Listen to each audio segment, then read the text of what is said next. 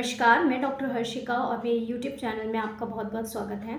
और आज हम डिस्कस करेंगे एक नई जो है बायोकेमिक रेमेडी। जैसे कि हमने प्रीवियस वीडियो में हमने जो बायोकॉम्बिनेशन के बारे में जाना, बायोकॉम्बिनेशन नंबर 1 कि किस तरीके से जैसे फर्स्ट था हमारा एनीमिया। तो हम एज अ सीरीज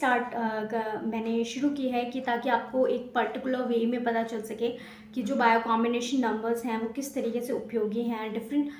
मेडिसिन के कॉम्बिनेशन से होम्योपैथिक जो है किस तरीके से बायोकॉम्बिनेशंस बनाए गए हैं and that will very effective. So different जैसे हमारे पास पेशेंट्स आते हैं तो उनके हम जैसे डायल्यूशंस देते हैं, उनकी कॉन्स्टिट्यूशन रेमेडी प्रिस्क्राइब करते हैं। इवन देखा गया कि जहाँ जो शूजलर्स थे उन्होंने टिश्यू जो है कि डिफरेंट टिश्यूज़ जो हमारे सॉल्ट्स होते हैं हमारे टिश्यू के लिए, सेल्स के लिए जो बैलेंस में अगर रहते हैं शरीर में तो हमारा जो एक हेल्थी कंडीशन रहती है। अगर उनकी इम्बैलेंस से देखा जाता है कहीं ना कहीं अनहेल्थी कंडीशंस देखने को मिलती हैं या सिम्टम्स देखने को मिलते हैं। तो उन्हीं जो टिश्यू हैं उनको टिश्यू में जो सॉल्ट्स हैं उनको बैलेंस करने के लिए तो उन्होंने इन रेमेडीज़ का बायोकेमिक रेमेडीज़ का डिस्कवर 12 शूजलर जो बायोकेमिक रेमेडी है उनका डिस्कवर करा, जैसे फेरमफॉस, कालीफॉस, नेट्रमफॉस, मैकफॉस, ये कुछ दवाएं हैं। ऐसे 12 शूजलर की जो बायोकेमिक हैं तो उन मेडिसिन के कुछ कॉम्बिनेशन बना के उनके देखा गया कि ये पर्टिकुलरली डिफरेंट इस कंडीशंस में अगर हम इन्हें दें तो एज अ पर्टिकुलर जैसे हम एक हमारे पास कोई अस्थमा का केसेस आता है तो वी आर सीन दैट कि नेट्रम सर्च भी इफेक्टिव होती है, बट स्लाइट हम देखते हैं कि स्पेस्मोइडिक कंडीशन आ रही है तो मैकफॉस भी इंक्लूडेड कर दें। तो इन्हीं चीज़ों को देख के कॉम्बिनेशंस में हमने देखा कि इस पर्टिकुलर अगर सिम्टम है पेशेंट को तो हमें ये जो कॉम्बिनेशन में अगर इनको डाला जाए और इफ़ेक्टिव पेशेंट्स के लिए यूज़ की जाए तो उन्हें बेटर रिजल्ट मिलेगा। एंड जैसे ओपीडीज़ में बहुत सारे केसेस आते हैं, सो इवन हम एक लाइन ऑफ केस पे अगर काम करते हुए चलें तो काफ़ी इफेक्टिव रिजल्ट देखने को मिलता है एक पर्टिकुलर डिजीज़ कंडीशन में। जैसे हमने पहले बायोकॉम्बिनेशन नंबर 1 डिस्कस की थी जो एनीमिया के लिए उपयोगी है, तो आज हमारी जो सेकेंड मेडिसिन है बायोकॉम्बिनेशन नंबर 2 जो कि उपयोगी होती है अस्थमा के केसेस में। बायोकॉम्बिनेशन 2 combination for the asthmatic condition. Asthma की कंडीशन पर्टिकुलरली अगर हम टर्मिनोलॉजी से देखें तो अस्थमेटिक कंडीशन में तो जहाँ भी इस तरीके का पेशेंट को कंप्लेंट आती है कि बहुत ज़्यादा ऑपरेशन है, ब्रीथिंग करने में बहुत ज़्यादा उसे फोर्स लगाना पड़ रहा है, सांस लेने में, तो पर्टिकुलर अस्थमा के केसेस में नहीं यूज़ करेंगे। अगर इस तरीके की जैसे कई बार एक्यूट केसेस ये जैसे कि कोरोना के बाद बहुत इफेक्टिव है, क्योंकि कोरोना के बाद ये operations of chest after the acute cough, अगर थोड़ा सा भी कफ होता है तो पेशेंट बोलता है कि मुझे सांस फूलने लग रहा है या चेस्ट में कंजेशन हो रहा है, तो वहाँ पर ये कॉम्बिनेशन काफ़ी इफेक्टिव है। पेशेंट को अगर जैसे एक्यूट वायरल जो है ट्रिगर्ड हर बार वायरल का जो एक नई वेव आती है तो पेशेंट को सडनली देखते हैं कि हम बहुत सारे पेशेंट को सडनली कफ स्टार्ट हो गया है एंड उनको सांस लेने में दिक्कत हो रही है, तो वहाँ इस तरीके के फीचर्स में तो अगर कफ के साथ वायरल एसोसिएटेड अगर अस्थमेटिक नॉट पर्टिकुलर मैं होम्योपैथी में अगर मैं आपको ये जानकारी देना चाहूँ कि होम्योपैथी की कोई पर्टिकुलर डिसीज़ कंडीशन पे कोई मेडिसिन नहीं होती, but as a asthma like condition अगर एक्यूट कंडीशन में अस्थमा लाइक कंडीशन जैसे कि अस्थमा में होता है पेशेंट को सांस फूलना, तो सेम अगर एक्यूट उसको कफ हुआ है, सर्दी हुई है, जुकाम हुई है, साइनस की दिक्कत है या फिर पॉलिप की कंडीशन है या एलर्जिक राइनाइटिस है, साइनसाइटिस है, इन कंडीशन में पेशेंट बोल रहा है कि मुझे asthmatic type of condition particularly वो पेशेंट किस तरीके से बताएगा कि मुझे सांस लेने में बहुत ज़्यादा दिक्कत होती है, रात में मैं जब लेटता हूँ तो मुझे मेरी सांस फूलती है या मुझसे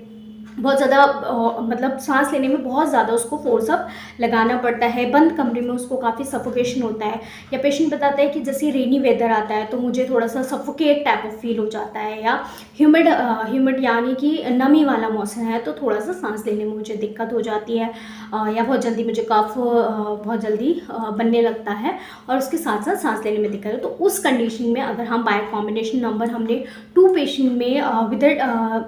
कंडीशन ऑफ कि हमने उसमें डाइल्यूशन यूज़ करा एसोसिएटेड, या फिर उसके साथ साथ हमने इस मेडिसिन का एज अ एड काम करा है कि उसको और उसको बेनिफिट मिले, पेशेंट को जल्दी रिकवरी मिले, या उसकी एक्यूट कंप्लेंट में जैसे पेशेंट होता है कि एक्यूट कोई रेमेडी ले लेगा, स्टीरॉइड्स ले लेंगे तो अर्जेंट लेंगे, तो उससे ना लेके इससे भी पेशेंट को बहुत अच्छा रिलीफ मिला है कि आप एक्यूट अपने घर में रख सकते हैं, या फिर ऐसी कंडीशन होती है तो उसमें उपयोगी होती है। तो बायो कॉम्बिनेशन नंबर 2, तो फुल हम इसके अंदर जानेंगे कि क्या क्या रेमेडीज़ हैं, और स्पेशली मैंने बता दिया कि asthmatic type of condition, not particular asthma term से हम जानेंगे। अगर सांस अस्थमा के केसेस भी आते हैं हमारे पास उसमें भी, और बहुत से जैसे I have a first case I know कि जहाँ पे पेशेंट को अस्थमा की प्रेगनेंसी के टाइम उसे अस्थमेटिक कंडीशन थी, तो बहुत ज़्यादा हम मेडिसिन उनमें नहीं उस वक्त यूज़ कर सकते थे, तो उनको एज अ एड के लिए हमने उन्हें बायो कॉम्बिनेशन नंबर 2 भी उन्हें दिया विथ मतलब ज़्यादा मेडिसिन, क्योंकि as a patient are also having a problem, piles की भी दिक्कत थी, तो वहाँ हमने उनको बायो कॉम्बिनेशन 2 के साथ उनको वो पूरा टाइम अस्थमेटिक कंडीशन उनकी मैनेज रही, पेशेंट को दिक्कत नहीं हुई ड्यूरिंग द प्रेगनेंसी, तो इस तरीके से बहुत ज़्यादा उपयोगी होती है। इसके अंदर जो है 4 बायोकेमिक रेमेडीज़ डली हुई हैं, जैसे कि सबसे पहले हम बात करते हैं नेट्रम्यू। नेट्रम्यू जो उन केसेस में जैसे पेशेंट का अगर हम पर्टिकुलरली देखते हैं, नेट्रम्यू का पेशेंट लीन थीन, बहुत ज़्यादा वीपिंग टेंडेंसी है पेशेंट में, और साथ के साथ उसको अगर हम रेस्पिरेटरी दिक्कत बताएं तो पेशेंट बोलता है कि मुझे बहुत टाइम से कफ, कोराइजा, सर्दी, जुकाम, वाइट डिस्चार्जेस उसके नोज से डिस्चार्जेस होते हैं, और जो उसका जो कफ है उसकी दिक्कत है वो जो है थोड़े दिन इस तरीके से आगे प्रोग्रेस हो जाती है कि उसकी नाक बंद हो जाएगी, बिल्कुल पेशेंट बताएगा। पहले तो उसके वाइट खूब डिस्चार्जेस निकलते हैं, पानी जैसे उसका डिस्चार्जेस निकल रहे हैं like a white of egg, and फिर धीरे धीरे बताता है कि उसको कि मेरे को अब ये चीज़, अब मेरी नाक बंद हो गई है, मुझे सांस लेने में बहुत ज़्यादा दिक्कत हो रही है, तो अस्थमेटिक टाइप ऑफ कंडीशन हो गई वो पर्टिकुलरली कि मतलब उस तरीके की पेशेंट बता रहा है कि उसे सांस ऑपरेशन है, बहुत ज़्यादा नाक बंद हो गई है, सांस लेने में दिक्कत है, पेशेंट बहुत ज़्यादा घबरा रहा है, और इस तरीके से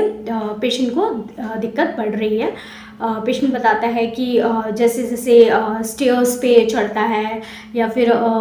वो मतलब इस तरीके से कमज़ोर महसूस करता है, साथ साथ जो उसको ये कफ वगैरह हो रहा है, बहुत ज़्यादा वीक हो गया है, और बहुत ज़्यादा वीपिंग टेंडेंसी है पेशेंट में, तो सब नेट्रम्यू में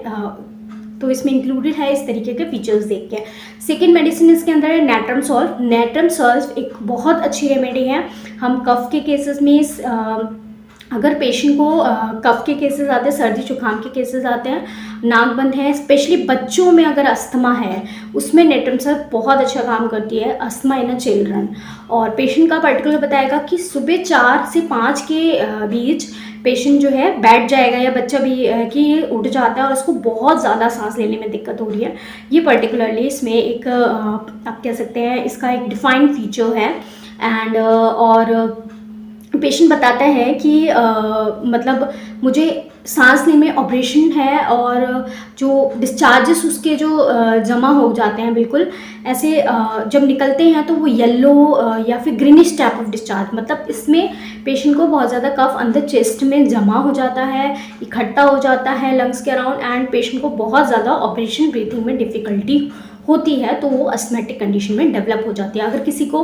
कोई पेशेंट ऐसा बता रहा है, हिस्ट्री रही है कि बहुत ज़्यादा डैम्प एरिया में रह रहा है, डैम्प ह्यूमिड इन्वायरमेंट में रह रहा है, नमी वाला इन्वायरमेंट है, जो लोग डेयरी में काम करते हैं, मिल्क इंडस्ट्री में से रिलेटेड हैं, या फिर कुछ ऐसी जगह पे रहते हैं कि उनका जो अगर आप बात करें तो वेंटिलेशन बहुत ज़्यादा प्रॉपर नहीं है, सीलन है, नमी रहती है, ठंडक रहती है, तो वहाँ उनको ये दिक्कत डेवलप हो जाती है, धीरे धीरे कफ रहता है हर समय, और धीरे धीरे पेशेंट को अस्थमा अगर इस वजह से है, ह्यूमिड वेदर की वजह से। और पेशेंट बताता है कि जब भी ह्यूमिडिटी बढ़ती है, जैसे रेनी सीज़न या ड्राई सीज़न से जस्ट ह्यूमिड मतलब सीज़न आता है, तो उसको सांस लेने में दिक्कत होती है, तो और ये जो अस्थमेटिक टाइप ऑफ कंडीशन सी उसे डेवलप हो जाती है। तो वहाँ जो है ये जो मेडिसिन है बहुत अच्छा काम करती है। पेशेंट को इतना ज़्यादा कफ रहता है, जमा होता है, और पेनफुल कफ होता है, खांसता है, तो पेशेंट को चेस्ट पे अपने हाथ रख के खांसता है कि इतना ज़्यादा उसको पेन होता है, ऑपरेशन होती है, ब्रीथिंग में डिफ़िकल्टी होती है, और स्पेशली ह्यूमिडिटी से उसको दिक्कत होती है, ना वो ठंडी जगहों पे जा सकता है, रह सकता है, और उसकी दिक्कत बढ़ जाती है, सांस लेने में दिक्कत होती है सीलन वाली जगहों पे, ठंडी जगहों पे, समुद्र के पास, या फिर जैसे फ़िश है, या फिर जो पानी से रिलेटेड चीज़ें हैं अगर वो खाता है तो उसकी दिक्कत बढ़ जाती है। अब ये मेडिसिन बहुत अच्छी अस्थमा के लिए, इवन अगर हम अस्थमैटिक कंडीशन के लिए अगर बायो कॉम्बिनेशन नंबर 2 नहीं है तो फिर भी नेट्रमसोल इस तरीके से काफ़ी इफेक्टिव होती है। थर्ड मेडिसिन हमारे पास मैकफॉस जो है हर क्लिनिक में हमेशा अवेलेबल होती है, क्योंकि बहुत सारी चीज़ों पे ये बहुत अच्छा काम करती है, स्पेशली स्पेज्मोइटिक टाइप ऑफ कंप्लेंट अगर पेशेंट बता रहा है, पेन, दर्द, ऑपरेशन, अगर पेट में बहुत ज़्यादा जकड़न है, कॉन्स्टिपेशन है, और पेशेंट बता रहा है बहुत ज़्यादा सीवियर पेन है, और सेम अगर चेस्ट में पेशेंट को कफ के साथ साथ इतना ज़्यादा ऑपरेशन हो गया, स्पाज्म से आप इस मेडिसिन को याद रख सकते हैं। मैकफॉस स्पाज्म जैसी कंडीशन है कि स्पाज्म मतलब बिल्कुल जैसे जकड़ जाता है, किसी ने बिल्कुल ऐसे पकड़ लिया है बहुत ज़्यादा दबाव से, और ना वो सांस ले पा रहा है, ना ऊपर नीचे, मतलब और बहुत ज़्यादा पेनफुल रहता है। पेशेंट बताता है कि बहुत ज़्यादा सीवियर और जकड़ गया है, तो स्पाज्म रहेगा, और विद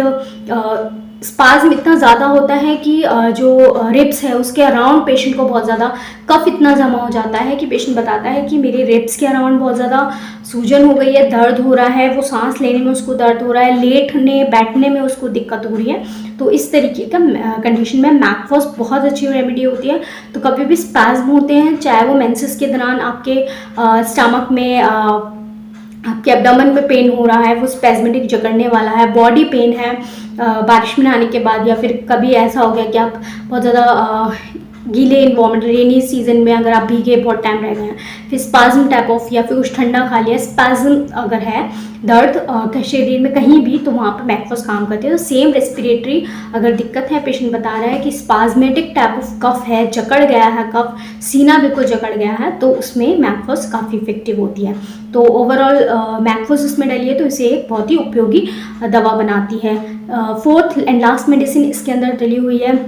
कालीफॉस बहुत अच्छी दवा है। इसमें पेशेंट बोलता है, पेशेंट का पर्टिकुलर कफ इस तरीके से होता है कि अगर मैं कुछ भी खाता हूँ तो मेरा कफ बढ़ जाता है, मेरी जकड़न बढ़ जाती है, और मुझे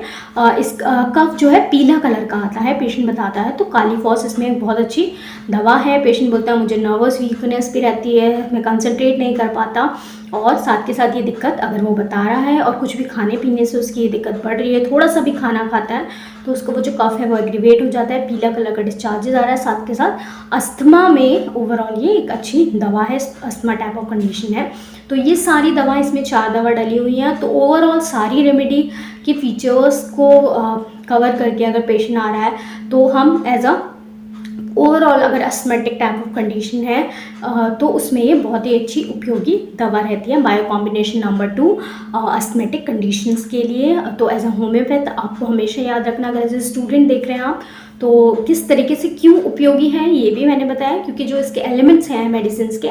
वो इनको उपयोगी बनाते हैं। तो कभी भी ऑपरेशन चेस्ट इनकी जो दिक्कत है उसमें एज एक्यूट कंडीशन आप अपने घर में रख सकते हैं। अगर अस्थमेटिक टाइप ऑफ कंडीशन है 4 to 6 टैबलेट जो है गर्म पानी के साथ आप दे सकते हैं, अगर आपकी एज जैसे आप 20-25 से अबव हैं। और छोटे बच्चों में एज़ पर आप डॉक्टर से कंसल्ट ज़रूर कीजिए। और बहुत ज़्यादा छोटे बच्चे हैं उनको तो विदाउट कंसल्टेशन देना नहीं है। अबव 2 to 10 ईयर्स 2 से 3 टैबलेट हल्के गुनगुने पानी में जो है डाल के अगर उसे देंगे तो थोड़ा सा आप देखते हैं कि बच्चे को सांस लेने में दिक्कत हो रही है तो उसमें थोड़ा सा पेशेंट को, बच्चे को आराम मिलेगा। बट मेनली अगर उसके साथ डाइल्यूशन और जो भी पेशेंट को दिक्कत है डिग्नोस कराना और चीज़ें को समझना बहुत ज़रूरी है। But as a acute condition में ओवरऑल एक अच्छी है with medicine with no side effect. And also clinic में इसका यूज़ किस तरीके से करे जाना चाहिए वो भी मैंने आपको बताया कि अगर आपको फीचर्स इस तरीके के मिल रहे हैं, अस्थमा देख के नहीं आप प्रिस्क्राइब करेंगे। यू कैन टेक इट कि क्या पेशेंट की कंडीशन है उसे देख के, और डोज भी उसी तरीके से आप यूज़ करेंगे। So hope you like this video. तो बाय कॉम्बिनेशन नंबर 2, 1 एंड 2 मैंने आपको बताया, प्रीवियस वीडियो में 1 बताया, इसमें 2 बताया कि अस्थमा के लिए मेडिसिन काफ़ी इफेक्टिव होती है। So hope you like. तो हम कंटिन्यू करेंगे series if you like, and comments कि किस तरीके से आपको ये वैल्यूएबल लगी, और सीरीज़ को कंटिन्यू करने के लिए सो आप कमेंट बॉक्स में आप बोल सकते हैं, तो I will continue later. So stay safe, stay healthy.